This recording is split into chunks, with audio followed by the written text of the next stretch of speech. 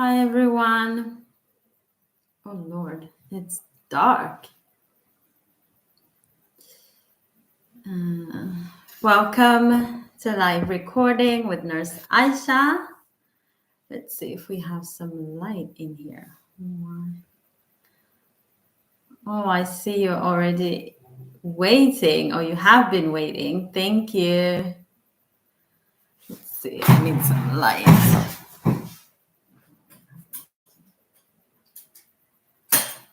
There we go.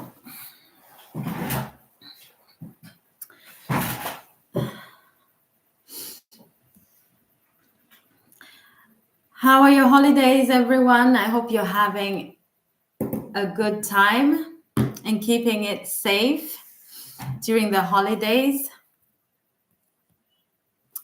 Welcome, welcome. Can you hear me? Can everybody hear me? So we're live today from my home this holiday, December 2024.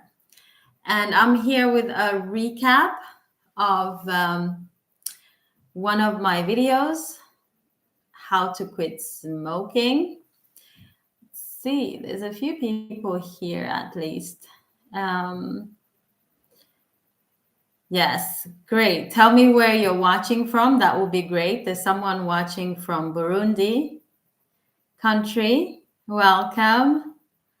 I don't know how you greet in, but you're francophone. So bonjour. Comment ça va?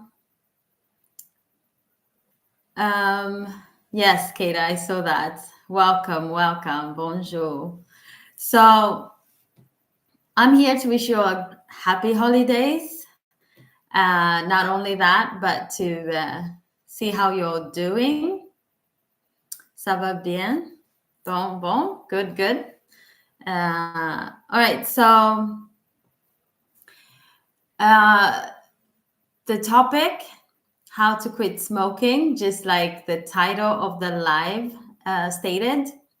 So we're coming to the end of 2024, and of course, we want to get into the new year with good habits. That will be a good start, right? On 2025. So I wanted to basically say, usually on Fridays, we have a video for you. I have a video for you around this time, exactly around this time. I always have a video. And we've been doing this since October 2024. And it's been good. I've had some wonderful guests on the platform, and we've talked about different things. We've discussed really important topics with these amazing women that I've invited in. I believe the first episode aired on the 25th of October, and I had a hairdresser, Umin Jai, and we talked about hair and health.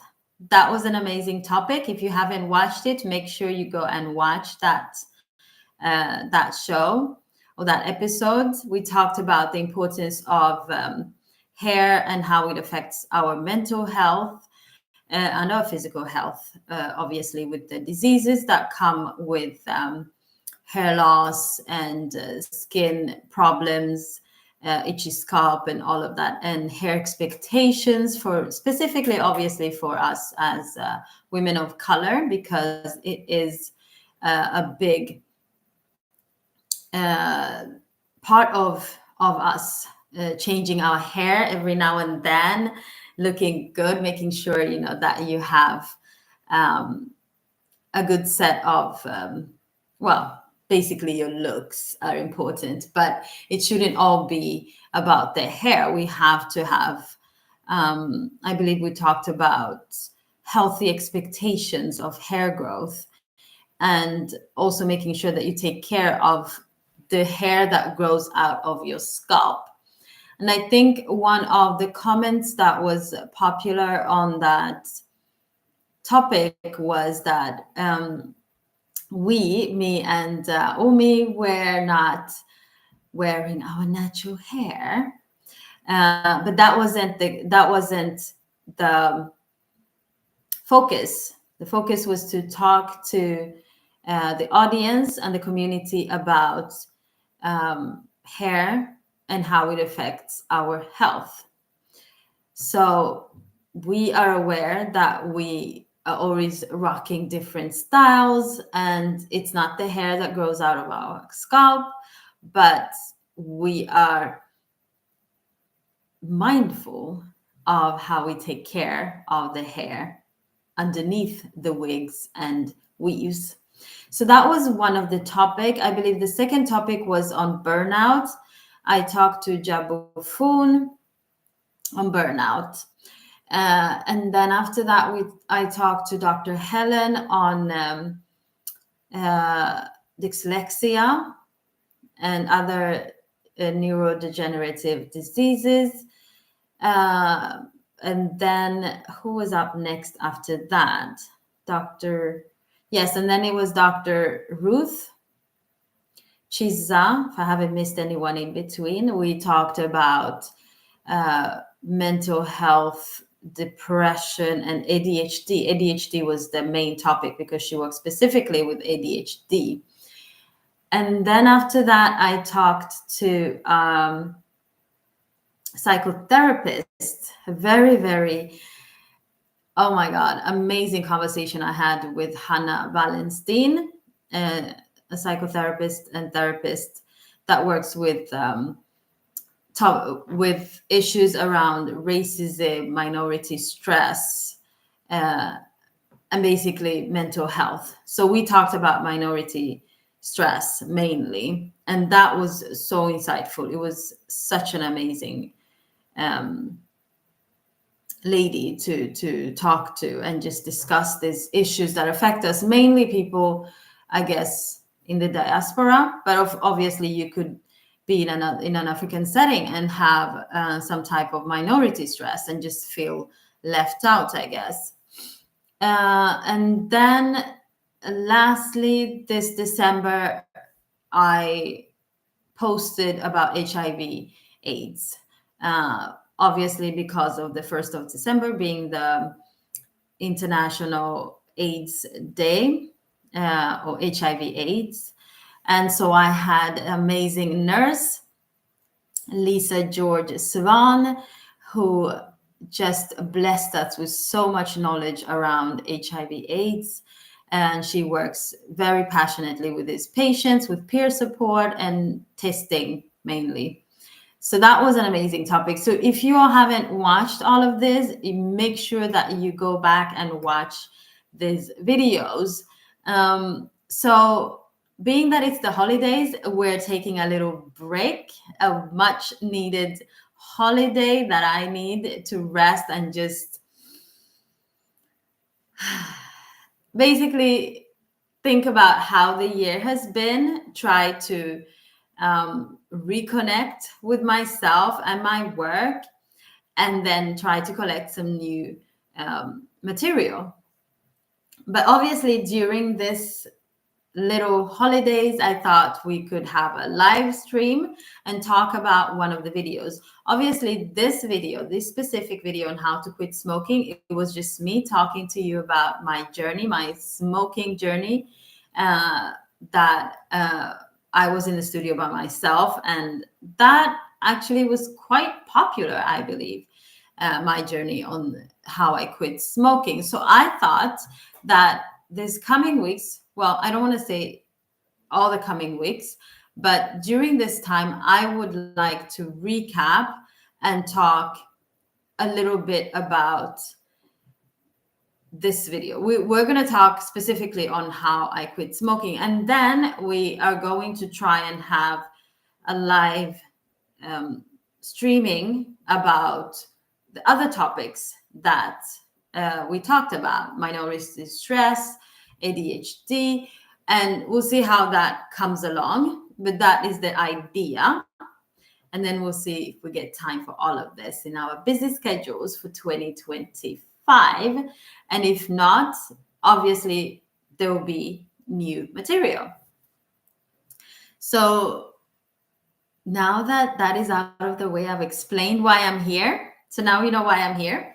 Let's talk about the video on how I quit smoking, my journey, and the step by step on how you can quit smoking and basically reclaim your health from this horrible habit. I managed to do it, and you can do it too. So now I lost light. Guess it got too hot. I hope you can still see me. All right, so shall we start from the beginning? How did I quit smoking? Well, it wasn't anything that obviously I had tried for a long time, which many of us do when you have an addiction. You try over and over and over again to quit the habit, but it's hard.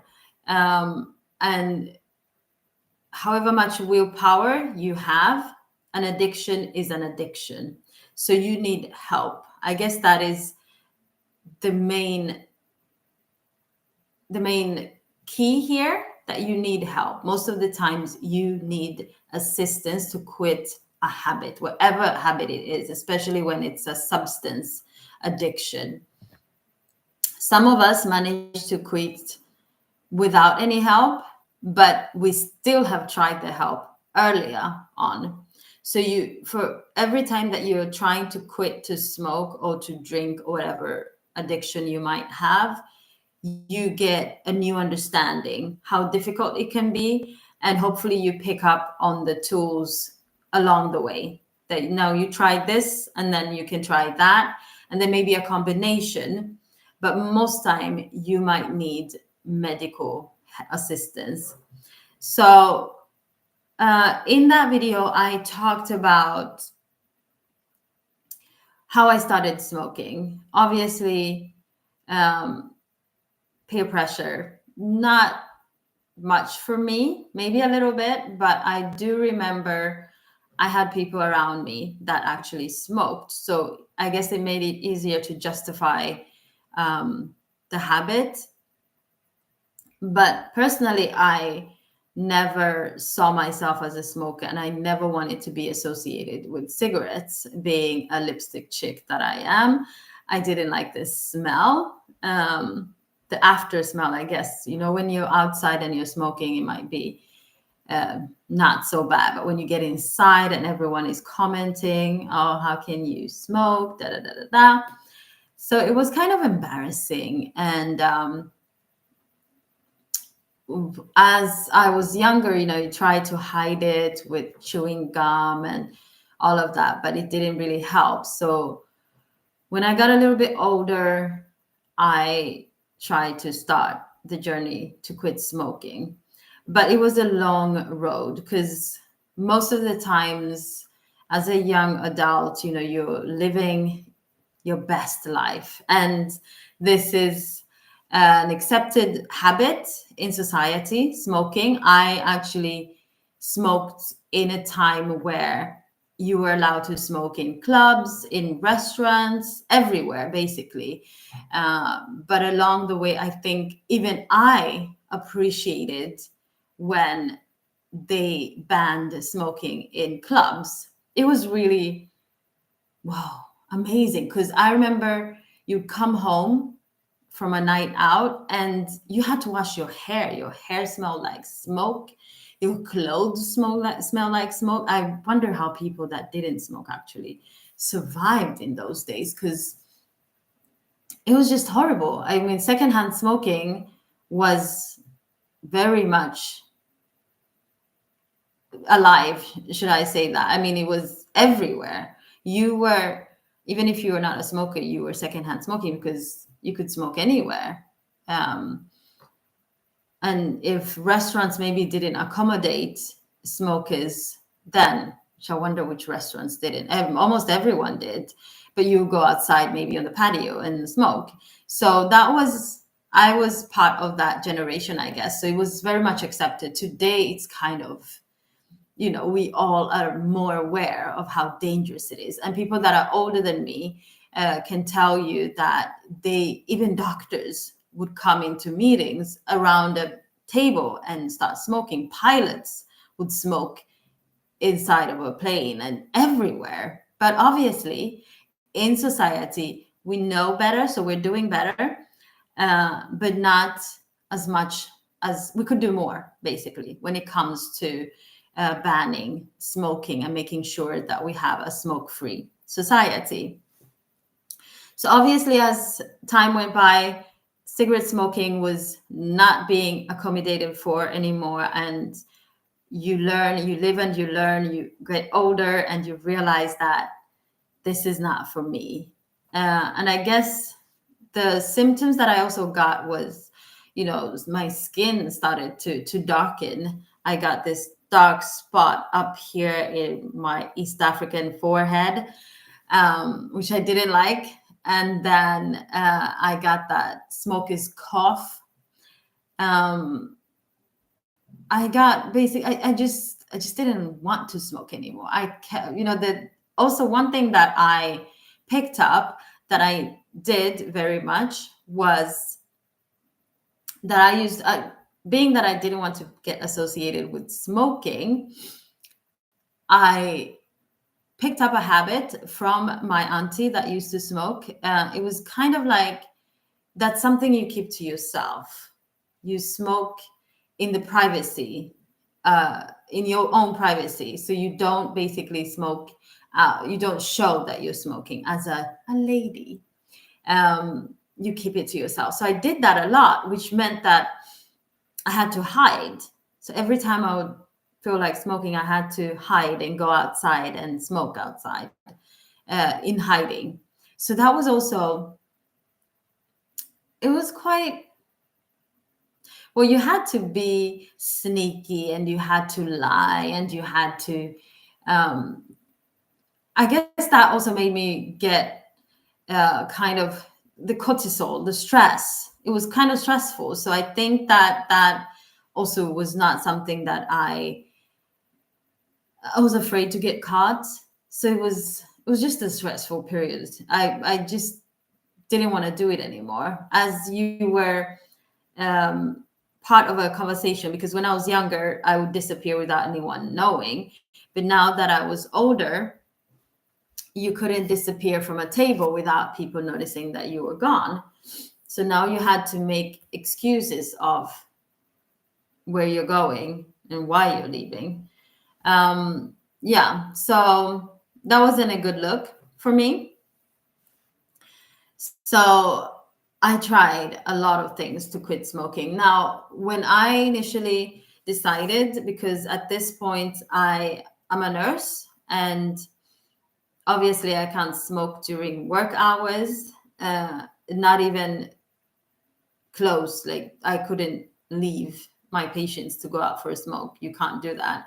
And I believe at some point they made this rule that if you were to, because we do exist, people that smoke are there in the healthcare system. You would think that no one, no nurses, no doctors smoke, but they actually do. There's a lot of them that do, nurse assistants and you name it. So what they made this rule where you would have to change your clothes if you're going to go out to smoke, and you would have to clock out to go for your cigarette break, which obviously was not something that I was willing to do, because it's kind of shameful. I was ashamed. So I wouldn't do that. That's nothing that I wanted to do. So that also, I guess that was a blessing in disguise, because then I'll smoke less. Not that there's a safe amount of cigarettes that is safe, but still, it was kind of a relief for me. It's like, when you're a child and you get told off not to do something and you kind of feel a relief because you maybe probably didn't want to do it anyways. Yeah, so that was the case for me. And then as I tried, I kind of picked up the gum, the nicotine gum, which is basically a nicotine replacement. But those products were too strong for me. I felt the nicotine, the amount of nicotine in the chewing gum was very, very strong. So I couldn't chew it. By the way, I can't even chew normal chewing gum for that long of a period. I just chew one, two, three, and I'm done. I just don't like the pressure on my jaw, I guess. But that wasn't the case here. The case here was the amount of nicotine. Like I would get that nicotine high and get dizzy, and I would have to spit it out. So I had bought like a whole box of them, which was just a waste of my time, a waste of money and everything. So I couldn't do that for a long time. So I tried to quit by myself. So I would have this rule not to buy cigarettes. That didn't last for long either. So I went back to smoking again. And then I tried the patch. The patch was also too strong because I tried the milder one, but I found my way around that and cut it in two.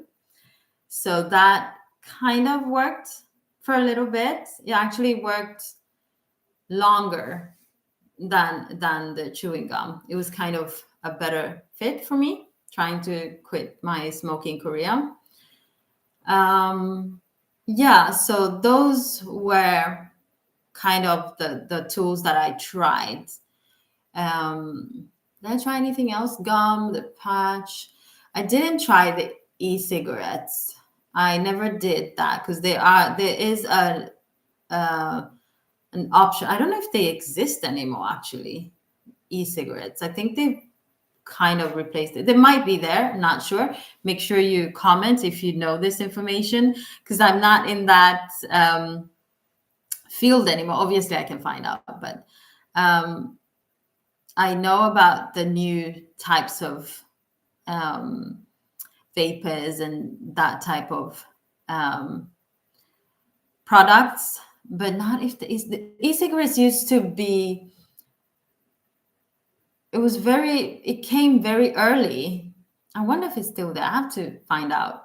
Please let me know if you know if the e-cigarettes, if you even know what it is. But I think it was also a nicotine replacement kind of cigarette foamed product, and you would inhale it.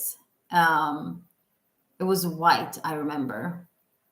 My friends used to carry them around and kind of use them in between smoking so that you keep that nicotine. Those my friends that smoked quite heavily, I believe, and other people and I think you could use them on while you're flying and stuff like that, where you could not smoke. Let me know in the comments if you know what this is and if it still exists. Because today they have the vapors, but even vapors are being banned on flights and everywhere, actually, because they're so dangerous. So, which brings me to what I suggested in my video. If you're trying to quit a habit, an addiction like cigarette smoking, it's very important that you do not replace it with another bad habit, which is vaping, smoking the shisha, the water pipes. What else is there? There's so many other habits that you can pick up, like a sugar addiction, because coming from an addiction, it's very easy to fall into something else that sometimes is even more dangerous.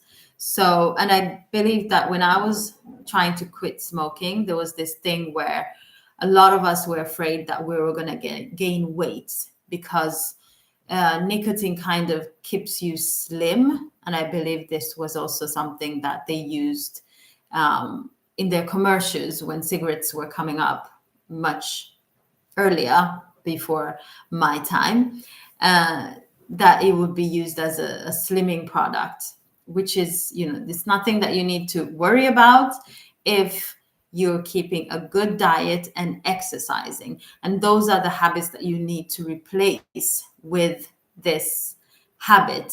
So as you're quitting or on your journey to quitting, then you pick up a better habit, which is exercise. And that will actually be the best thing that you do for your health to reclaim your health, is picking up a good habit as exercise, because now you're also ventilating, or basically just trying to get rid of those toxins that you have accumulated.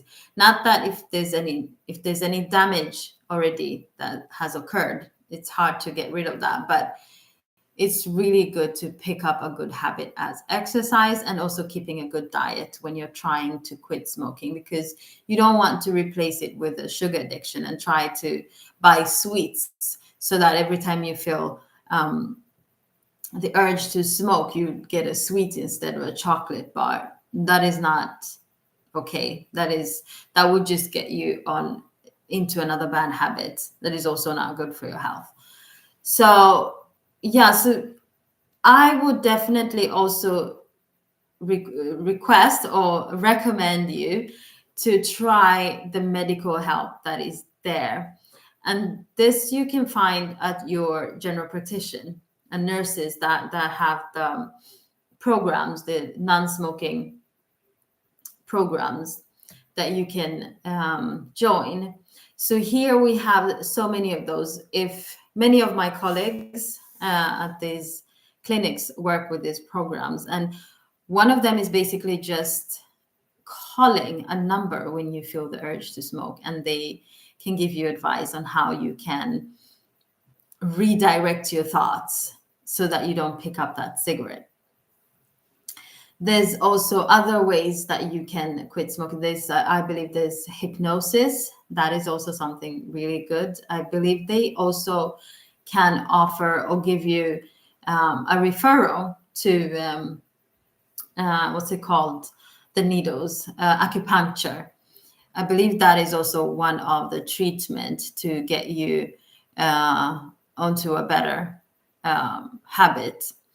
So there are so many ways that you can actually get help. And this is for people that are really, first of all, motivated to quit the habit, but second of all, have trouble doing it on their own and require a lot of motivational support. And we don't take that as a negative thing that you need extra help, because a lot of people do, but they won't accept it, which will lead to them just falling off the wagon over and over again. But if you get help from the beginning and accept that this is something that you can't do on your own, then it's easier to take that next step. Go to these meetings if you're required to. Get these brochures, read about the addiction and how you can get rid of it once and for all. Do the work, basically put in the work that is required. And for many of you, I know that this might be a New Year's resolution for you, that you want to quit the habit of smoking. So first of all, I would ask you, if that is your goal, how long have you been smoking? And how long do you plan to basically, how can you make this goal sustainable?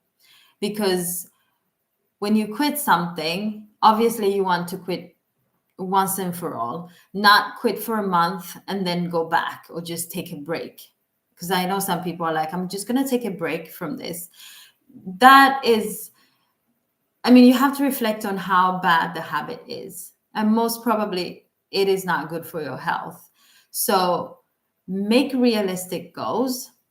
If you've been smoking for 20 years, you might not quit the habit. You might be completely smoke-free a year from now.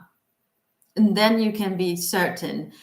So what you cannot do is think that, oh, I'm just going to have a cigarette once a week.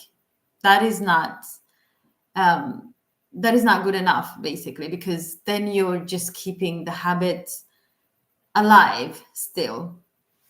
So you want to have this goal, and you've made your goal. Now you have to collect the tools that are going to help you to reach that goal. And you're going to need short-term goals and long-term goals, basically the little tools for how you're going to manage in the short term and how you're going to manage in the long term, so that it's sustainable. If I think when it comes to cigarettes, well, you have to put them down. You have to throw them away, out of sight, out of mind. And then I guess that is required for other addictions as well. While some of them may not be, you might not be able to keep them completely out of sight, because when you go food shopping, it's everywhere. But that's when you get into go back to thinking of the benefits of quitting this habit. Make sure that you motivate yourself daily. You give yourself applause, and you give yourself credit for managing even one day or even 2 days or weeks. So every week you maybe treat yourself with something because you managed this week. And I do believe, well, as most science says, after 6 weeks, you are free. But as we know, with this habit of smoking, this addiction of smoking, it's very easy to get back to it, because it's so it's accepted and it's available, it's everywhere. So make sure that you also stay away from temptation. And temptation is usually, find out what your temptation is. For me, I guess it was being in company of other people smoking, and also restaurants, having a nice meal with, a glass of wine and all of that. Clubbing, all of that was associated with smoking cigarettes for me. So maybe you would like to minimize that risk of falling back to the habit and making it a habit again, basically. So you want to make sure that you are very well motivated. You have your why stated. Why do you want to quit smoking? Some of you might have one why, but you can also have several whys, because it could. Obviously, the main goal here, the main why, is better health. Now, what is better than that? But it could be good for your finances, for your personal economy, but also for your family, for the health of your family. People, especially the kids that are growing up, watching you in this habit, watching you smoke all the time, which makes it more acceptable for them to pick up the habit as they grow older. Do not kid yourself that you, as a smoker, are going to protect your kids, make sure that your kids don't smoke. Because what happens many times is that people think, I make sure that my children are not around when I smoke, therefore they will not smoke. Trust me, they know, and they're curious, and at some point they're gonna try. Or maybe, because it's kind of, when you keep on keeping this habit alive, you're kind of justifying it for your kids mainly, that are completely, they know nothing. They don't know the dangers. You might even explain, you might tell them, it's not a good habit, so you don't do it, you will never do it. Then you don't go into the details of it actually being an addiction, because then you get questions. So why are you doing it? Now, how are you going to tell a child that this is a bad habit, but I can do it? Oh, and then there's this thing where you say, but I'm an adult. Yeah. So as an adult, you should know better to not do something that is not good for your health. So the main why is better health. Then you can build on that as you are going through your journey. There are many, like I said, many ways that you can quit smoking. What you do is try and see what fits you. Make sure that you get professional help if you cannot get it. And I think the best thing is also support. Support, not only medical support or support from your healthcare providers, but also from your family and friends.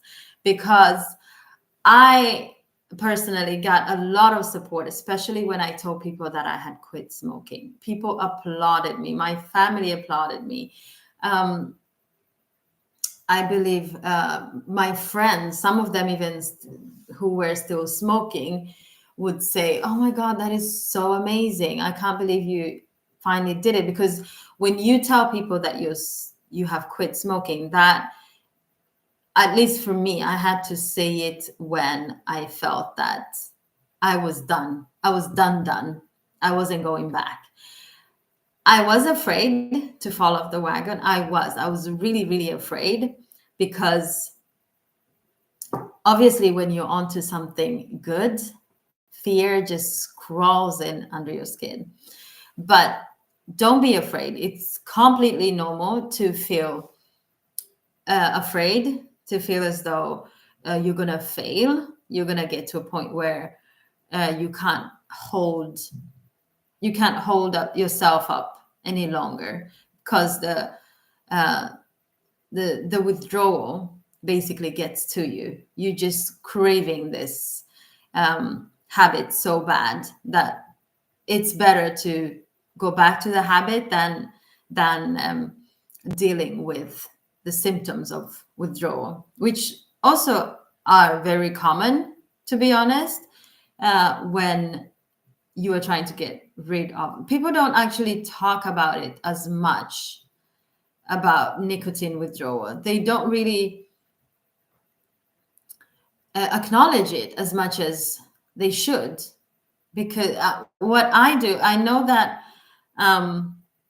I usually do it. I usually remind my colleagues, my doctor colleagues, to be mindful of nicotine withdrawal, because when I meet patients that have stated when they're being admitted that they smoke a packet of cigarettes a day, I mean, if they're going to be admitted to the hospital for even 2 days, they will need some type of nicotine replacement for this.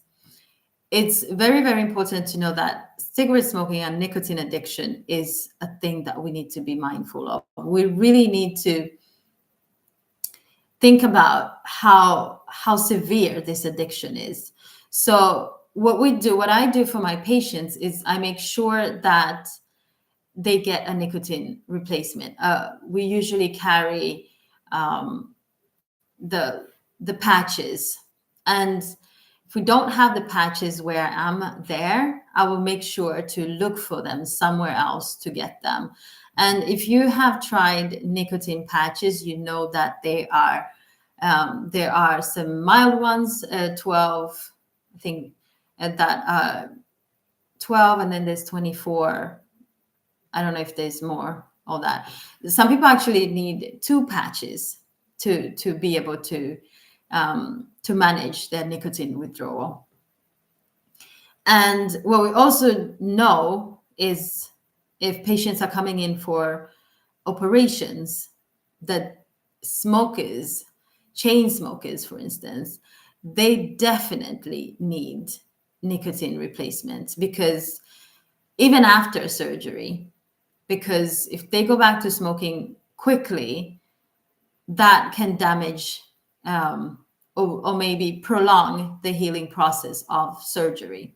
So definitely talk to patients and people about the dangers of cigarette smoking and nicotine withdrawal when we are in a healthcare settings. I make sure to always bring it up, especially when I see in the journal that someone has stated that they have been smoking for 20 years and a pack a day or something like that. So then, you think about the withdrawal. Maybe because I'm a former smoker myself, I don't know.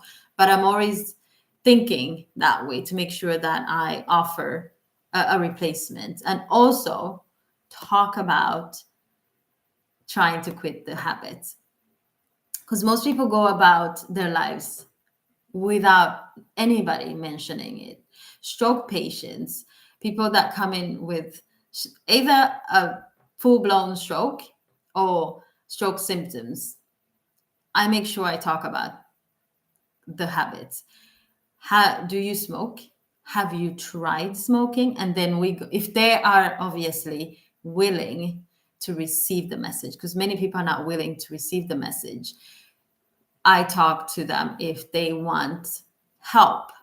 And we're actually required, not just required, we're obligated to talk to them about their smoking habits and what it means to smoke when you have actually had a stroke, and probably that being the reason for the stroke. That's a whole other topic that we normally don't talk about. Irene said, I've never smoked. Thank God. Well, good for you. Good for you. I hope that that was my case, but unfortunately, that wasn't. I fell victim of smoking very early, and it is what it is. I am so grateful that I quit the habit. That is one thing that I have to say. If you know how you look for, now that the new year is starting, we all know that we're starting good habits. And I think when you look through your social media, one of the things that a lot of influencers and a lot of people talk about is gratitude. Get a gratitude journal. Make sure that you find things to be grateful for every day. Well, I don't need to look farther than thinking about, oh my God, I'm so grateful that I managed to quit that habit. You might not know how much that means, but it means a lot. It means a lot. If you've ever been addicted to anything, you know that quitting that habit is it's so rewarding, and it's something that I'm really, really grateful for. So that will be on my grateful list, something to be grateful for. The quitting smoking. I feel like I've been babbling for the longest. So that is a recap, basically. I wanted to have a recap and basically go farther into this topic of smoking. So yeah. Is there anything else that I haven't mentioned when it comes to quitting smoking? Do you guys have questions? Because it was meant to be a Q&A, actually. Fudo, it's not so easy to quit, but with great advice like this, 2024 could see more addicts stop. Thanks for the advice. Thank you. So do you all have any questions? Anything that I can answer? It was meant to be a Q&A, actually. Well, no one has got any questions, but I've given you basically a lot of answers to the questions. In the video, I think some people might have, no, but I think I answered people's questions that they had. I believe someone kind of stated, I think maybe someone that knew me somehow, that they didn't even know that I smoked. Well, I hid it very well. Let's see, there were 10 comments. Let's see if I can get to them. How do you read your But if you guys don't have any other questions, I guess that will be it for now. It was kind of a video that I was a little bit scared to film, because I guess I don't know. There's this. Is it possible to change the what?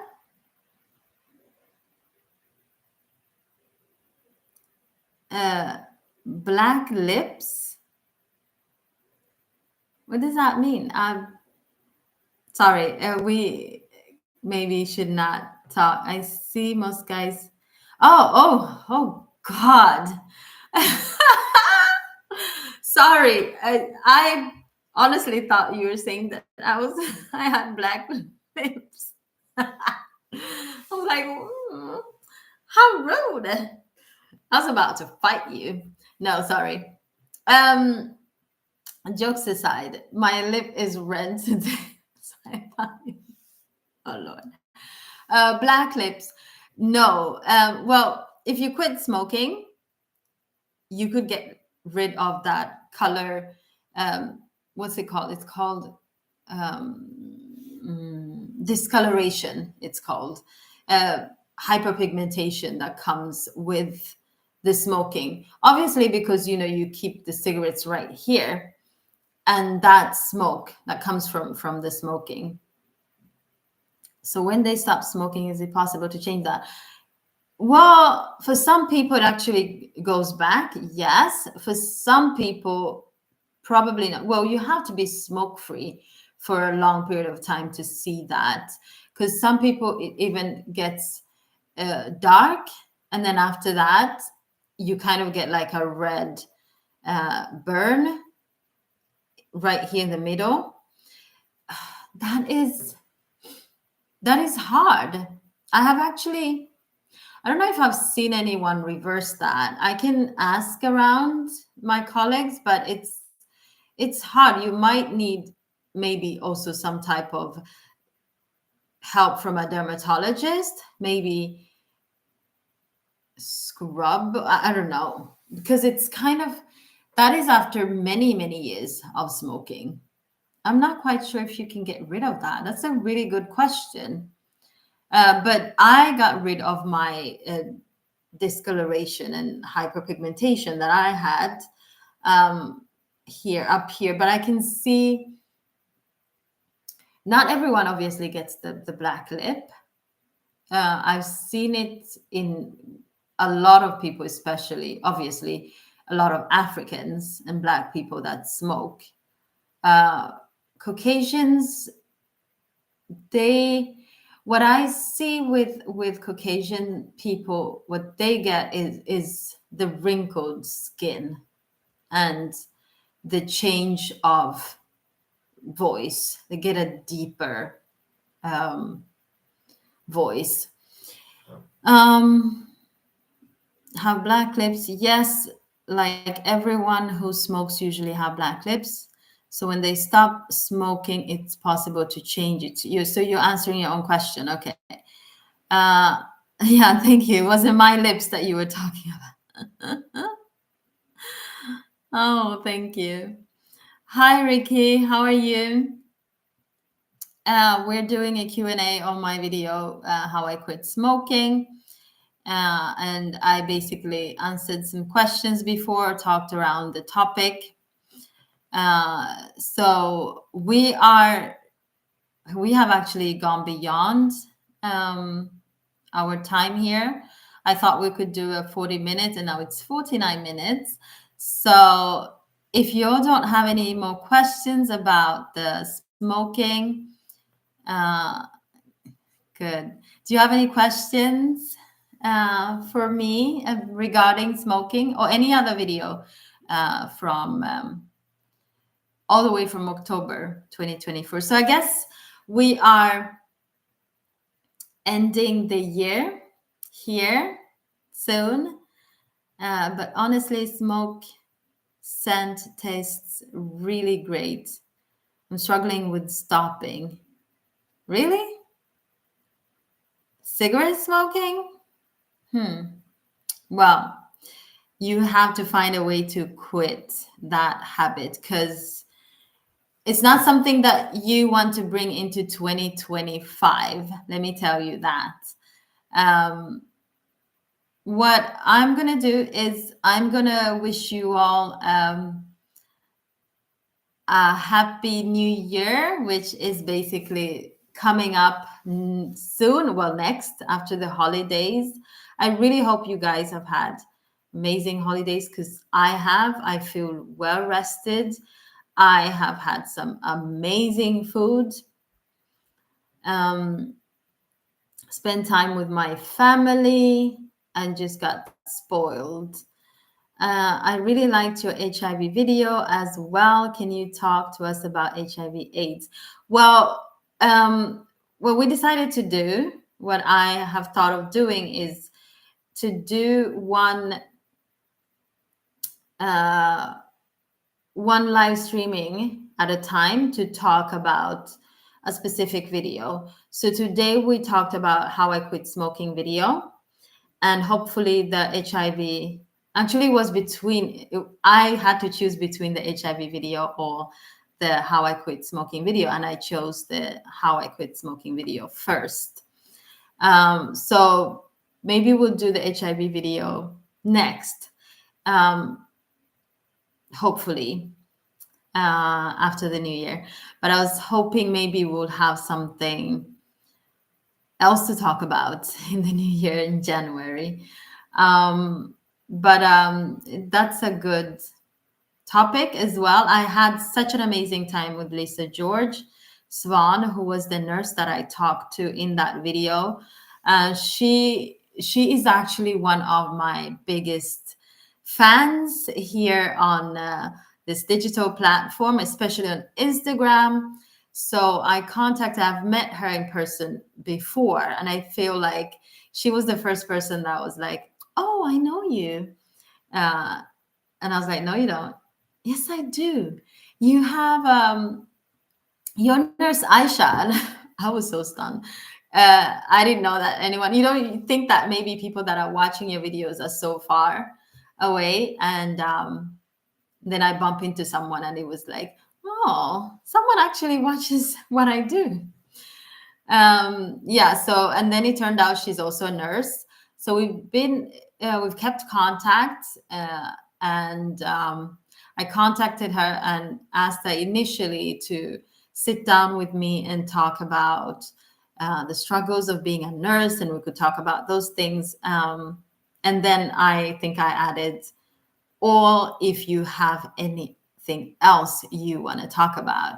And she replied and said, "I definitely want to talk about HIV/AIDS because I work with these patients." And it was December, so it was perfect. So thank you very much, Lisa George, for suggesting that.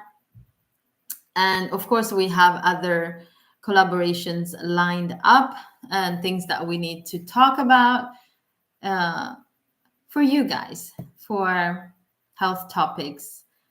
And if you have anything that you want me to bring up on the platforms, please let me know, because we're here to educate and to spread awareness, specifically on women's health.